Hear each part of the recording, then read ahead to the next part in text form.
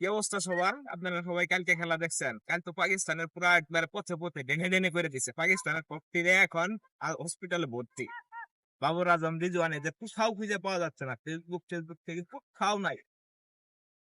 ভারতকে অসংখ্য ধন্যবাদ, জাসপ্রীত বুমরাকে অসংখ্য অসংখ্য ধন্যবাদ। এমন একটা হাড্ডাহাড্ডি ম্যাচ আমাদের উপহার দিয়েছে। মাত্র 119 রান ডিফেন্ড করে কিভাবে জিততে হয় সেটা ইন্ডিয়ার কাছ থেকে শেখা উচিত। ইন্ডিয়ার বোলিং লাইন আপ, এটা একটা অত্যন্ত সহজ ম্যাচ ছিল, যেটা ম্যাচ। আর পাকিস্তানকে এই জন্য আনপ্রেডিক্টেবল ছিল, এই জন্যই বলা হয় যে সহজ ম্যাচ কিভাবে করতে পেরে হারতে হয়, যেটা পাকিস্তান খুব ভালো হয়ে যায়।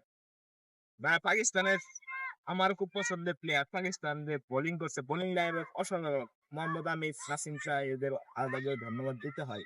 কিন্তু ব্যাটিং লাইন আপ, ব্যাটিং এত সহজ একটা ম্যাচ ছিল। এক সময় সমীকরণ ছিল 46/47 রান দরকার, উইকেট হাত ছিল 7টা। তারপরেও এই ম্যাচে পাকিস্তান জিততে পারলো না, এই জন্যই পাকিস্তানের নাম হলো আনপ্রেডিক্টেবল। যারা বলেছিল পাকিস্তান কাপ নেবে তাদের জন্য এক বালতি এক সমুদ্র হতাশা। কারণ এখন পাকিস্তানের সুপার এইটে যাওয়ার সমীকরণ হয়ে গেছে 0 রকম। এখন পাকিস্তানের কোচ কাশেমের কাকার মাইক ভাড়া করে মাইকিং করে খুঁজতে আছে পাকিস্তান নিখোঁজ নিখোঁজ নিখোঁজ নিখোঁজ, পাকিস্তানের সন্ধান চাই সন্ধান চাই। আপনারা কেউ পাকিস্তানের সন্ধান পাইলে একটু জানাই।